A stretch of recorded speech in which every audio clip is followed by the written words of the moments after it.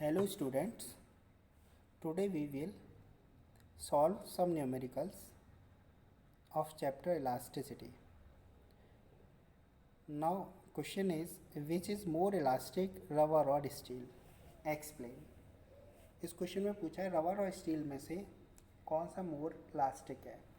तो हमने ये मान लिया है कि हमारे पास रबर और स्टील के क्या है वायर है। We have two wires rubber और steel which have same cross sectional area and same length. The Young's modulus of the rubber is yr and the Young's modulus of steel is ys, and the delta r is the extension in rubber and delta ls is the extension in steel wire. तो practically जब हम देखते हैं कि हमारे पास same cross sectional area same length के हमारे पास स्टील और रबर के वायर हों और दोनों पर हम सेम वेट हैंग करें, तो जो आपकी रबर है उस रबर की लेंथ आपकी ज़्यादा इंक्रीज होगी और स्टील की कम होगी। तो जो आपका एक्सटेंशन होगा रबर में वो आपका मोर देन होगा स्टील से। So that for the rubber Y R equal to F L upon A into delta L R. For the steel, ys equal to fl upon a into delta ls. Now divide equation second by equation first. So that ys upon yr is equal to f into l upon a into delta ls upon fl upon a into delta lr. ए से ए आपका cancel हो जाएगा, F L से आपका F L cancel हो जाएगा. So that ys upon yr equal to delta lr upon delta ls, because delta lr is greater than to the delta ls, so that ys is greater than yr. Therefore steel is more elastic than rubber. Now next question is calculate the percentage increase in length of a wire of diameter 2.5 millimeter stretched by a force of 100 kg weight, and y is equal to 12.5 into 10 to the power 11 dyne per centimeter square. In this question given the diameter of the wire is 2.5 millimeter. Now we are calculate the radius of the wire. So the radius of the wire is the half of the diameter. So the r equal to d upon 2 equal to 2 upon 5 upon 2 equal to 1.25 millimeter. Now convert millimeter into centimeter. So that divide the 1.25 by 10. So that 1.25 mm is equal to 0.125 centimeter. And given f equal to 100 kg weight, तो 1 kg weight equal to होता है आपका 9.8 Newton, और 1 Newton में आपके 10 to the power 5 dine होते हैं. तो f equal to 100 into 9.8 newton हो जाएंगे. न्यूटन को हम क्या डाइन में कन्वर्ट कर लेंगे. तो f equal to 100 into 9.8 into 10 to the power 5 dyne, या फिर f equal to 9.8 into 10 to the power 7 dyne. So that y is given y equal to 12.5 into 10 to the power 11 dyne per centimeter square. Now Young's modulus y equal to fl upon a into delta l. So that delta l upon l equal to f upon a y. Now f upon cross sectional area a is equal to pi r square. So that f upon pi r square y. Now put the value of f, r and y. So that f equal to 9.8 into 10 to the power 7 and pi is equal to 22 upon 7 into r की value है आपकी 0.125 whole square into 12.5 into 10 to the power 11. तो 9.8 into ये जो upon के 7 है आपके ऊपर पहुंच जाएंगे. 9.8 into 7 into 10 to the power 7, ये 10 टू द पावर 11 ऊपर जाएंगे तो 10 की पावर -11 हो जाएंगे. तो अपॉन में आएगा आपका 22 इंटू 0.125 इंटू 0.125 इंटू 12.5। अब हम क्या इसको सॉल्व कर लेंगे, तो delta L upon L equal to 15.96 into 10⁻⁴ आ जाएगा, या फिर हम इसे 0.001596 भी लिख सकते हैं।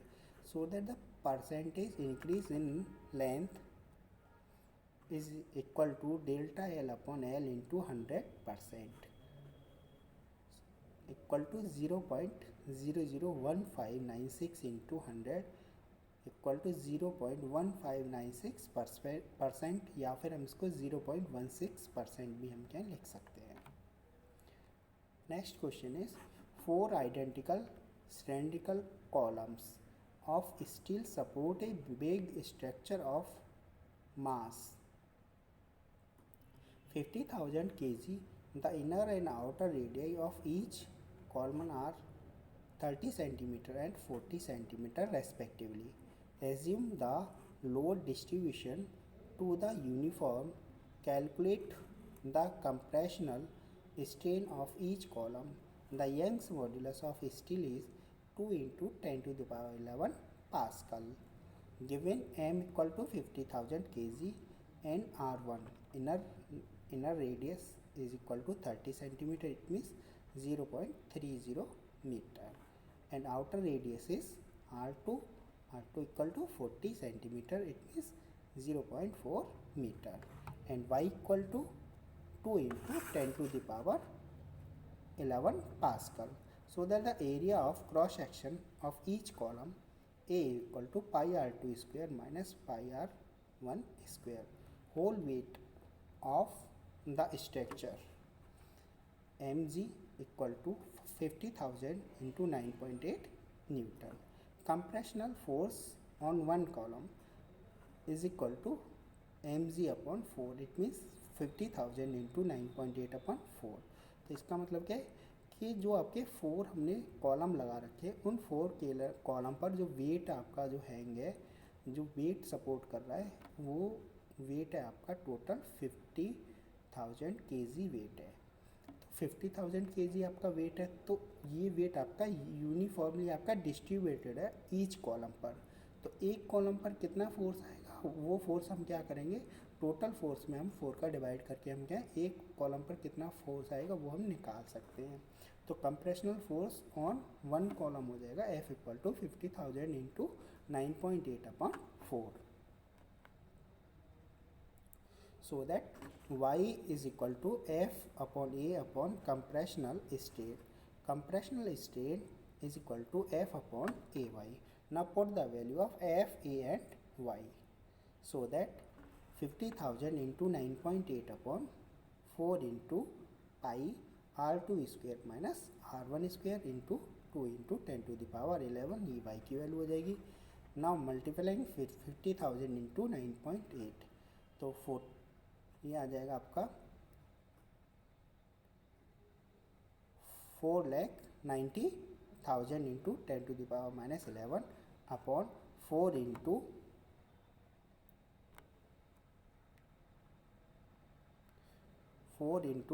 22 अपॉन 7 या 3.14 भी लिख सकते हैं। 0.4 का होल स्क्वायर माइनस 0.3 का होल स्क्वायर इंटू 2। ठीक है, 10 की पावर ये 11 है, ऊपर पहुंचा दिए, माइनस में हो जाएंगी। तो ये हो जाएगा आपका 4.9 इंटू 10⁻5 इंटू 10 की power minus 11 upon 4 into 22 upon 7 into 0.16.4 का स्क्वायर कर दिया है, 0.3 का स्क्वायर 0.09 इंटू, इसको सॉल्व करेंगे तो 4.9 इंटू 7 इंटू 10 की power minus 6 upon 4 into 22 into 0.07 into 2, या फिर 2.785 इंटू 10 की power minus 6। Next question is a copper wire of length 2.2 meter and a steel wire of length 1.6 meter, both of diameter 3 millimeter, are connected end to end. When stretched by a load, the net elongation is found to be 0.7 millimeter. Obtain the load applied. Young's modulus of copper is 1.1 into 10 to the power 11 Newton per meter square, and Young's modulus of steel is 2 into 10 to the power 11 Newton per meter square. For the copper wire given, L1 is equal to 2.2 meter and radius is the half of the diameter, so that radius R1 equal to 3 upon 2. It means 1.5 millimeter. It means 1.5 into 10 to the power minus 3 meter, because 1 millimeter is equal to 10 to the power minus 3 meter, and Y1 is equal to 1.1 into 10 to the power 11 Newton per meter square. For the steel wire, L2 is equal to 1.6 meter and R2 is equal to 1.5 millimeter, या फिर 1.5 into 10 to the power minus 3 metre, and Y2 is equal to 2 into 10 to the power 11 newton per metre square. और total जो आपका extension है, आपका total copper और steel wire में जो आपका टोटल जो एक्सटेंशन हो रहा है वो 0.7 मिलीमीटर का हो रहा है. तो delta L1 plus delta L2 equal to हो जाएगा आपका 0.7 मिलीमीटर. ये इक्वेशन हमने फर्स्ट मान लिया है. फॉर्मूला हमें पता है y इज इक्वल टू होता है स्ट्रेस अपॉन स्ट्रेन. ठीक है, तो y1 for the copper wire, y1 equal to stress हो जाएगा आपका F अपॉन ए और स्ट्रेन हो जाएगा डेल्टा L1 अपॉन L1. तो यहाँ से हम क्या F अपॉन ए की वैल्यू हम क्या निकाल लेंगे, क्योंकि जो वायर है वायर पर हम क्या सेम फोर्स लगा रहे हैं. जो कंप्रेशनल जो फोर्स है आपका सेम है आपका, और एरिया क्रॉस सेक्शनल एरिया भी आपका सेम है. So that F upon A is equal to Y1 into delta L1 upon L1. ये इक्वेशन सेकेंड हो जाएगी. For the steel wire, Y2 equal to F upon A upon delta L2 upon L2. So that F upon A is equal to Y2 into delta L2 upon L2. ये equation होगी third. अब देखिए second और जो third equation है दोनों F upon ए के equal है, तो हम क्या कंपैरिजन कर देंगे. तो from the equation second and third Y1 into delta L1 upon L1 is equal to हो जाएगा आपका Y2 into delta L2 upon L2. यहाँ से हम क्या है delta L1 upon delta L2 की वैल्यू फाइंड कर लेंगे. तो delta L1 upon delta L2 equal to L1 upon L2 into Y2 upon Y1. अब हम क्या वैल्यू पुट कर देंगे L1 L2 Y2 Y1 की. तो 2.2 upon 1.6 into 2 into 10 to the power 11 upon 1.1 into 10 to the power 11. 10 की power 11 से 10 की पावर 11 कैंसिल हो जाएंगे. 1.2 से 2.2 2 टाइम्स कैंसिल हो जाएगा. 2 से आपका 1.6 0.8 टाइम्स आपका कैंसिल हो जाएगा.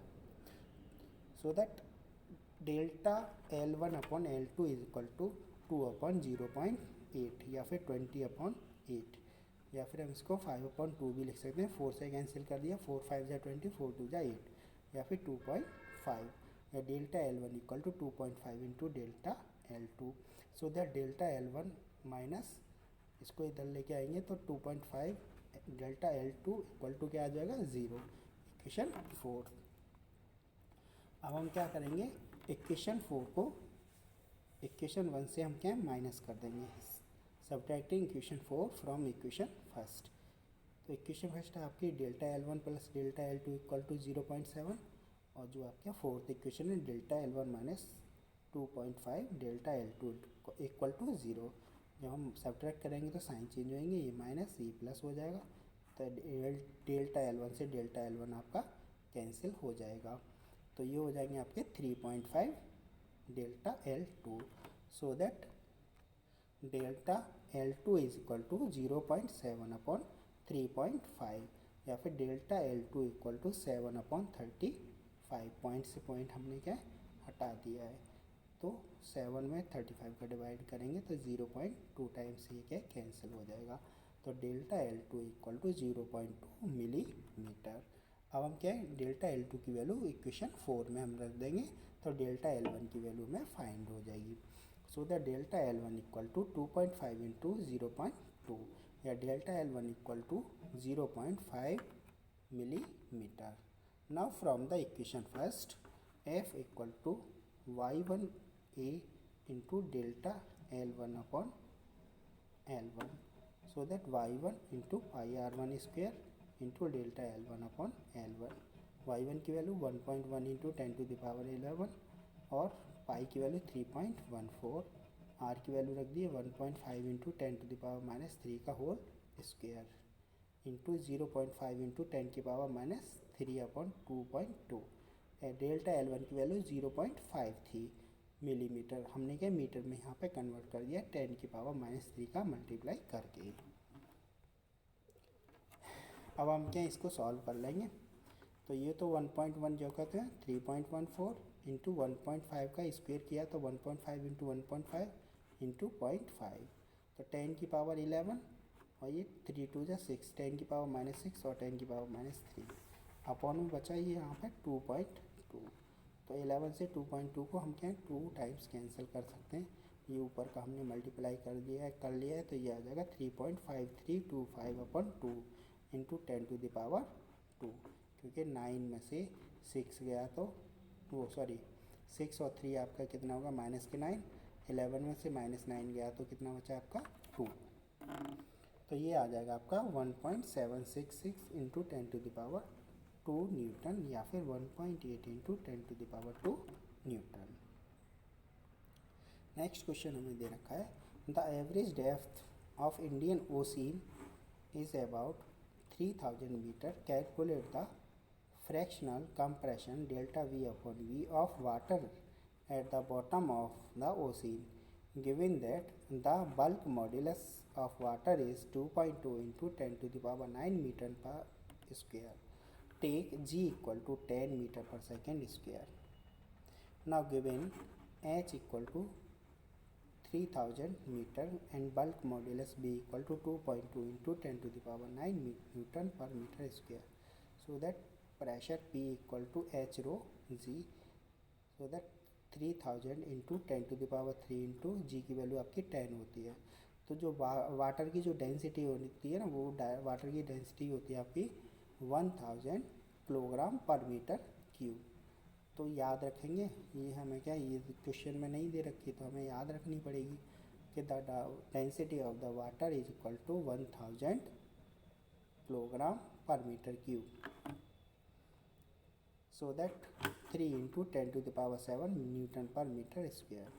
Now bulk modulus B is equal to P upon delta V upon V, so that compressional strain delta V upon V equal to P upon V, so that is equal to 3 into 10⁻10 upon 2.2 into 10⁻9। हम क्या 2.2 का इसमें divide कर देंगे तो ये आ जाएगा आपका 1.36 इंटू 10⁻²। तो जो कंप्रेशनल स्ट्रेन है वो हो जाएगी आपकी 1.36 इंटू 10⁻⁻²।